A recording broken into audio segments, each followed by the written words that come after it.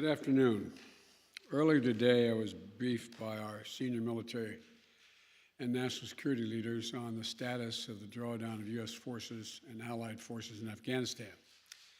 When I announced our drawdown in April, I said we would be out by September, and we're on track to meet that target. Excuse me. Our military mission in Afghanistan will conclude on August 31st. The drawdown is proceeding in a secure and orderly way, prioritizing the safety of our troops as they depart. Our military commanders advised me that once I made the decision to end the war, we needed to move swiftly to conduct the main elements of the drawdown. And in this context, speed is safety. And thanks to the way in which we have managed our withdrawal, no one U.S. forces or any forces have been lost. Conducting our drawdown differently would have certainly come with an increased risk of safety to our personnel. To me, those risks were unacceptable. And there was never any doubt that our military would perform this task efficiently and with the highest level of professionalism. That's what they do.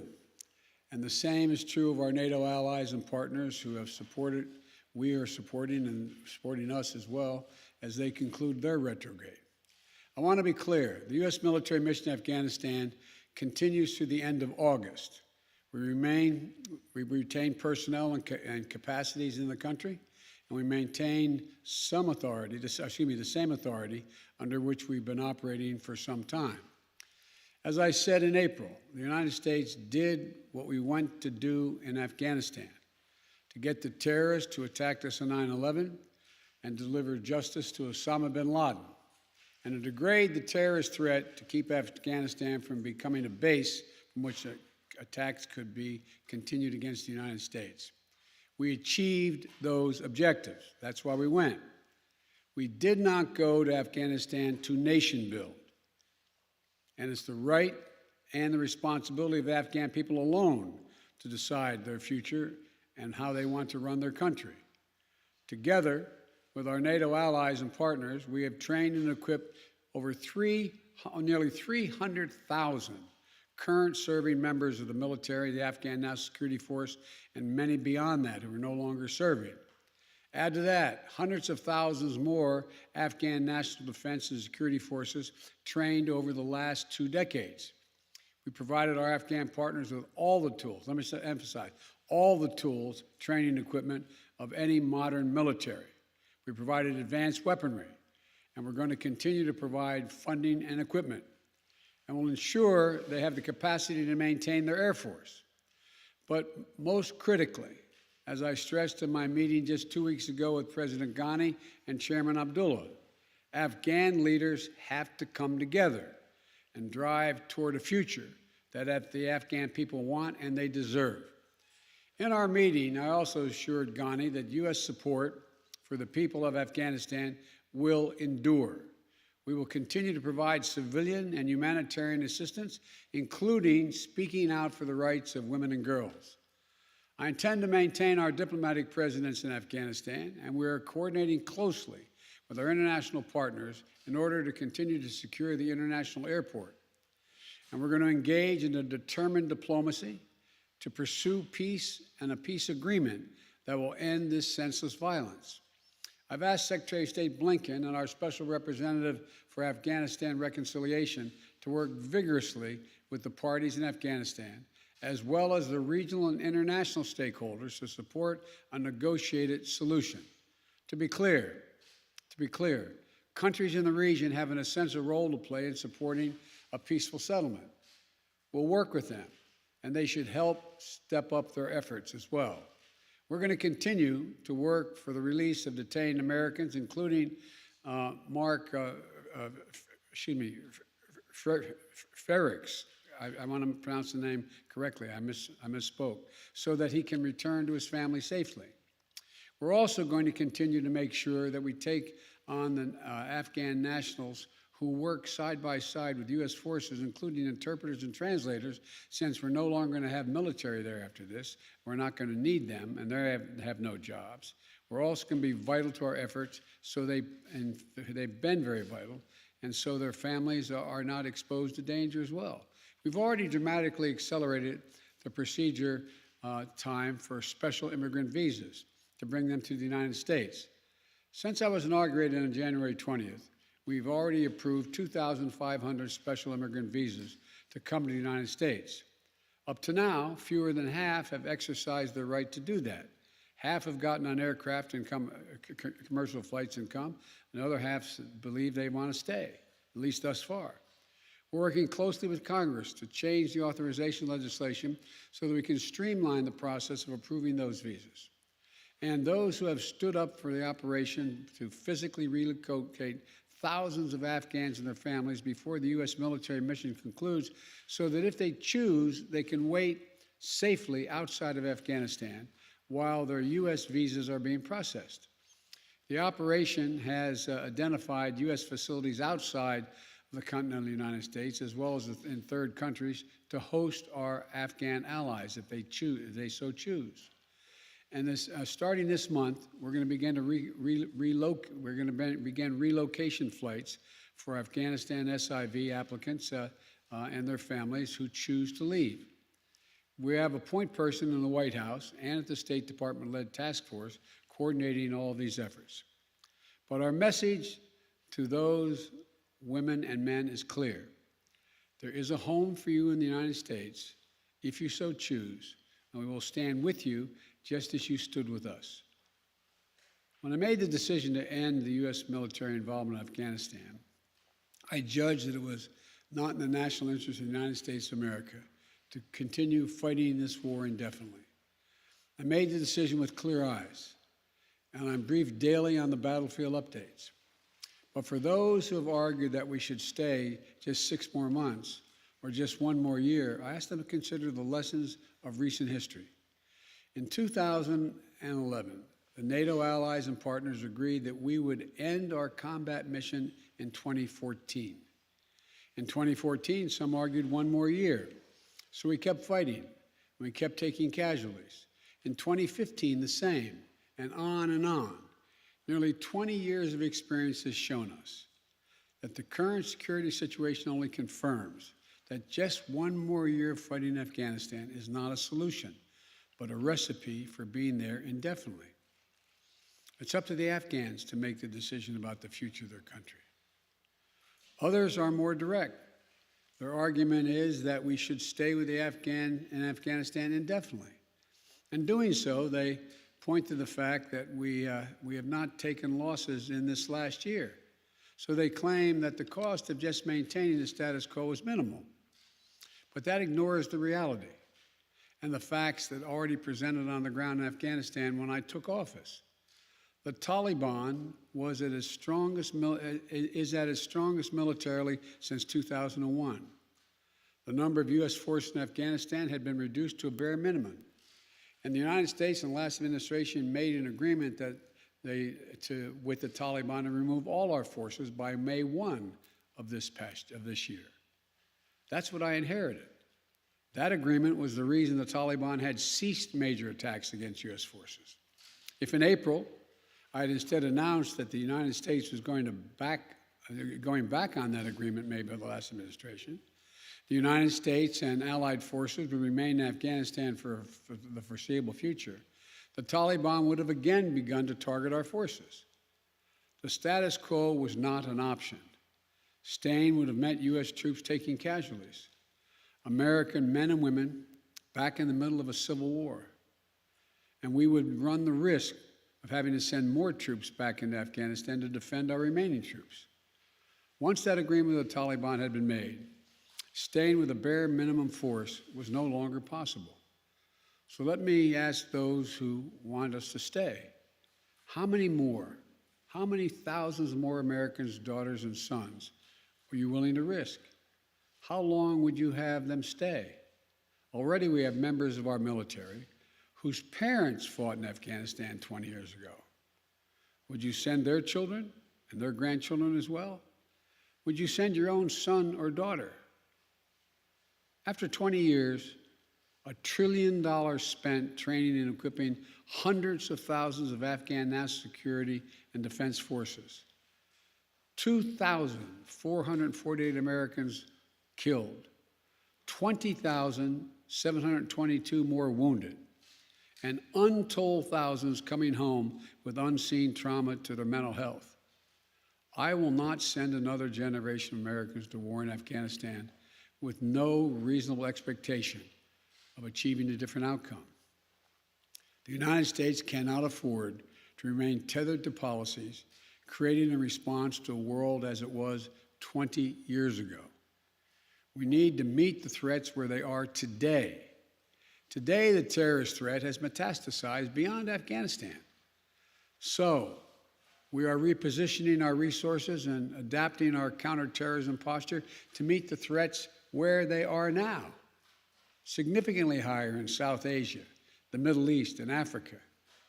But make no mistake, our military and intelligence leaders are confident they have the capabilities to protect the homeland and our interests from any resurgent terrorist challenge emerging or emanating from Afghanistan.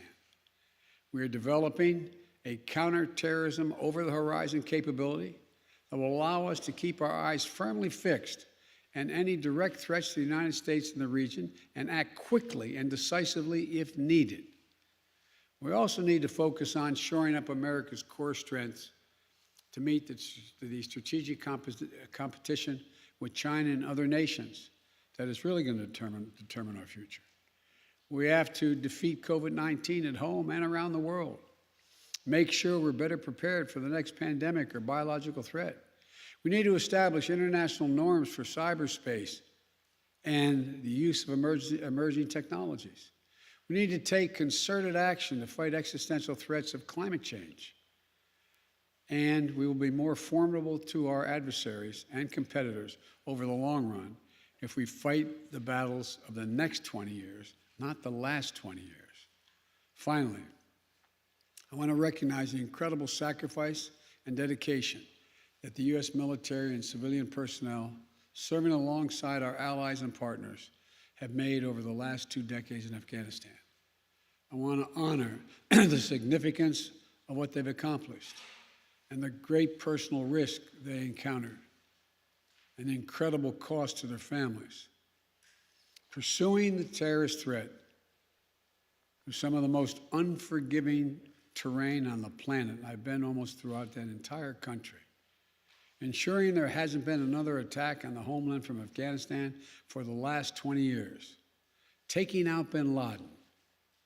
I want to thank you all for your service and the dedication to the mission so many of you have given, and to the sacrifices that you and your families have made over the long course of this war. We'll never forget those who gave the last full measure of devotion for their country in Afghanistan, nor those whose lives have been immeasurably altered by wounds sustained in the service of their country. We're ending America's longest war, but we'll always, always honor the bravery of the American patriots who served in it. May God bless you all, and may God protect our troops. Thank you. Mr. President, do you trust the Taliban, Mr. President? Is a Taliban takeover of Afghanistan now inevitable? No, it is not. Because you have the Afghan troops have 300,000 well-equipped as any army in the world, and an Air Force against something like 75,000 Taliban. It is not inevitable. Do you trust the Taliban, Mr. President? Do you trust the Taliban, sir? Is that a serious question? It's absolutely a serious question. Do you trust the Taliban? No, I do not. The country to the Taliban. No, I do not trust the Taliban. So why are we handing the country over? Is the U.S. responsible for the deaths that happened to Afghans after you leave? Mr. President, will you amplify that question, please? Will you amplify your answer, please, why you don't trust the Taliban? It's a silly question. Do I trust the Taliban? No. But I trust the capacity of the Afghan military, who is better trained, better equipped, and more competent in terms of conducting war. Yes, ma'am. Thank you, Mr. President. Given the amount of money that has been spent and the number of lives that have been lost, in your view, with making this decision, were the last 20 years worth it? You know my record. I can tell by the way you asked the question. I opposed permanently having American forces in Afghanistan. I argued from the beginning, as you may recall. It came to light after the administration was over, lasted our administration. No nation has ever unified Afghanistan. No nation. Empires have gone there and not done it. The focus we had, and I strongly supported, and you may remember, I physically went to Afghanistan. I was up in that pass where Osama bin Laden was allegedly escaped or out of harm's way. We went for two reasons. One, to bring Osama bin Laden to the gates of hell, as I said at the time. The second reason was to eliminate al-Qaeda's capacity to deal with more attacks in the United States from that territory. We accomplished both of those objectives, period. That's what I believed from the beginning, why we should be and why we should have gone to Afghanistan. That job had been over for some time. And that's why I believe that this is the right decision and, quite frankly, overdue.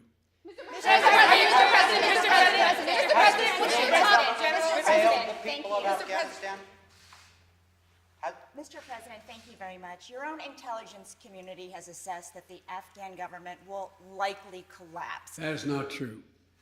Can you please clarify what they have told you about whether that will happen or not? That is not true. They did not reach that conclusion. So what is the level of confidence that they have that it will not collapse? The Afghan government and leadership has to come together. They clearly have the capacity to sustain the government in place. The question is, will they generate the kind of cohesion to do it? It's not a question of whether they have the capacity. They have the capacity. They have the forces. They have the equipment. The question is, will they do it? And I want to make clear what I made clear to Ghani, that we are not going to walk away and not sustain their ability to maintain that force. We are. We're going to also work to make sure we help them in terms of everything from food necessities and other things in the region. But there is not a conclusion that, in fact, they cannot defeat the Taliban. I believe the only way there's going to be, this is now Joe Biden, not the intelligence community, the only way there's ultimately going to be peace and security in Afghanistan is that they work out a modus vivendi with the Taliban and they make a judgment as to how they can make peace. And the likelihood there's going to be one unified government in Afghanistan controlling the whole country is highly unlikely. Mr. President, thank you. But we have talked to your own top general in Afghanistan, General Scott Miller. He told ABC News the conditions are so concerning at this point that it could result in a civil war. So if Kabul falls to the Taliban, what will the United States do about it? Look, you've said two things. One, that if it could result in a civil war, that's different than the Taliban succeeding, number one.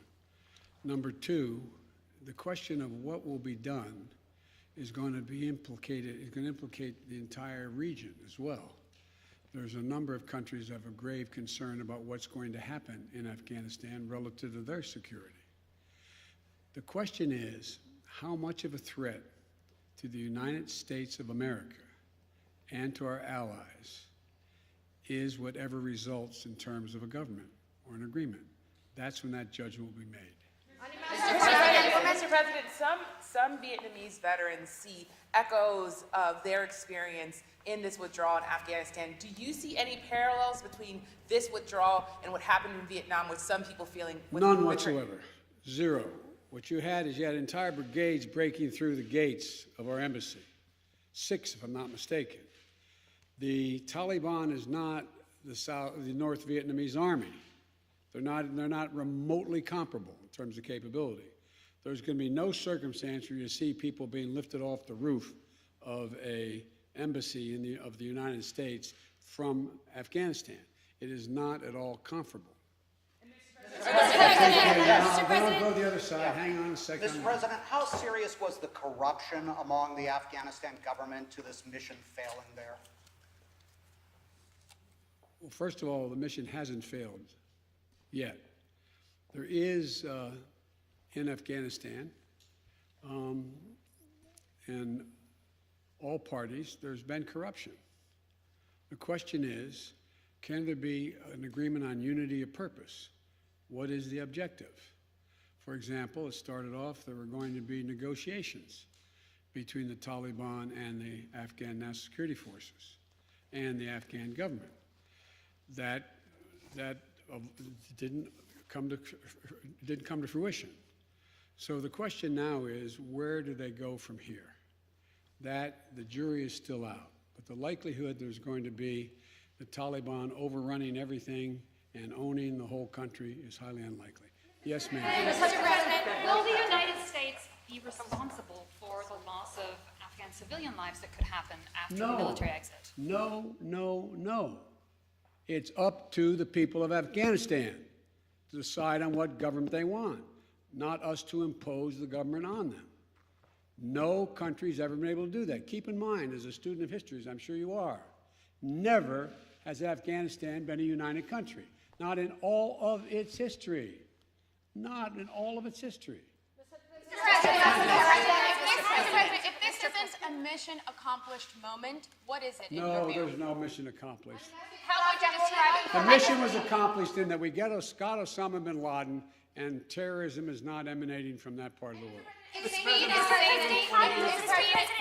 if speed is safety, as you just said in your remarks, are you satisfied with the timeline of relocating Afghan nationals? Is it happening quickly enough to your satisfaction, if it may not happen until next month at the end? Much of it's already happened. There's already been people, about 1,000 people have gotten on aircraft and come to the United States already on commercial aircraft. So as I said, there's over 2,500 people that, as from January to now, have gotten those visas, and only half decided that they wanted to leave. The point is that I think the whole process has to be speeded up, period, in terms of being able to get these visas. Why can't the U.S. evacuate these Afghan translators to the United States to await their visa processing, as some immigrants at the southern border have Because been the allowed law to do? doesn't allow that to happen. And that's why we're asking the Congress to consider changing the law. But in the meantime, we can guarantee their safety if they wish to leave by taking the third countries, and or while the wait is taking place, to come and hopefully while they're waiting there, to be able to bring them back to the United States if that's what they choose to do. From Afghanistan. I'm Afghan Suffolk woman. Any message, good message for Afghan women in future, because they have achievement. They are really concerned about their achievement. They are very concerned with good reason. Yes. When I was in Afghanistan, I've been there a number of times.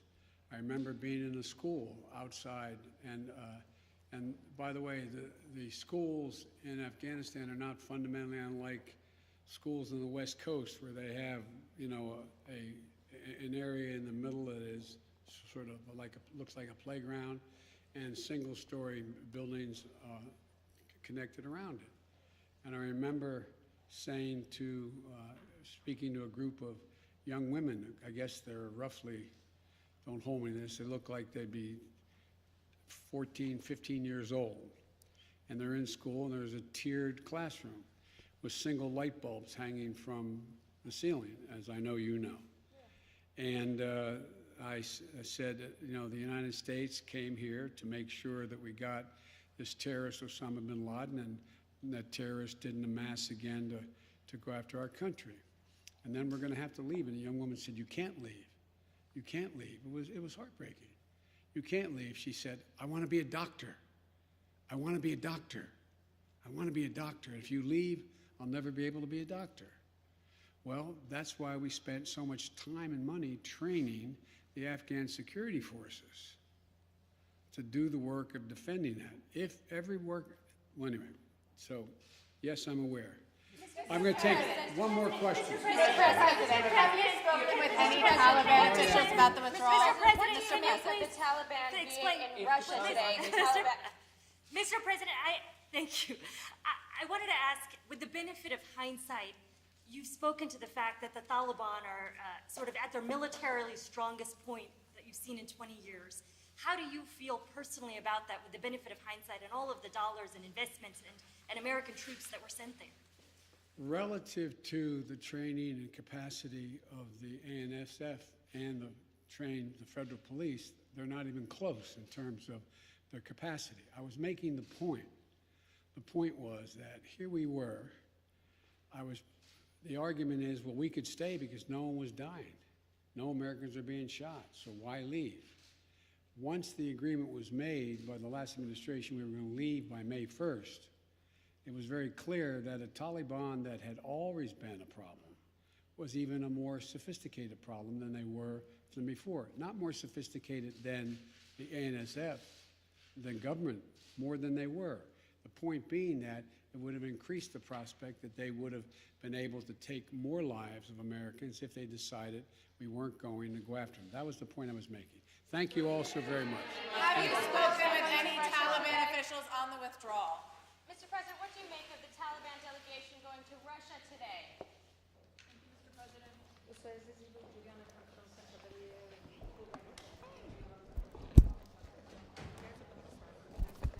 I know. A little upset I didn't wear bright red.